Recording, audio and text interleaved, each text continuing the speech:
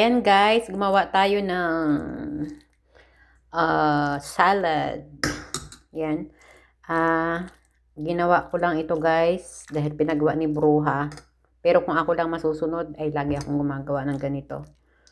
Actually, hindi naman din maganda yung sobra. Kasi alam mo yung mayonnaise, lalo na sa may mga high blood, yung mayonnaise is not good. Yan. Kaya, so, kung kakain kayo nito, and then may high blood kayo, whatever, marami din kasing kumbaga, mag-search din kayo kung pagka na, din ba kayo ng mga kinakain nyo, is pwede sa inyo, ganun. Pero actually, healthy naman ito, guys, kasi meron itong carrots, meron itong, patatas, and, ano nga itong green? Pipino, yan. And of course, ang good sa protein, number 1 sa protina ay itlog. Ayan, gumawa ako ng ganito, nag-asi Bruha.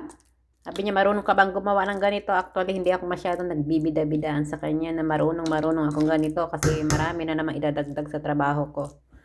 Ayan, so, pero sa ngayon, pinagbigyan ko siya kasi wala akong gaanong gagawin. Hindi ako nagluto ngayon. Sabi ko, oo naman.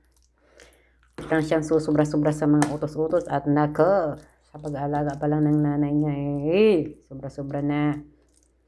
Para kaming daig panapin ang nagwo-work sa factory. Isipin mo, gigising kami ng umaga, matutulog kami ng halos alas 12 na. Pumapatak na rin minsan ng alas 12 kasi ang aking alaga hanggang 11 PM ng gabi. Nasikaso ko pa yan. Pero syempre, sabi nga, kapag may tiyaga, may nilaga. Yan, thank you for this video. Ayan, thank you guys for watching. And don't forget to subscribe my channel, Angel Violet Vlogs. Okay?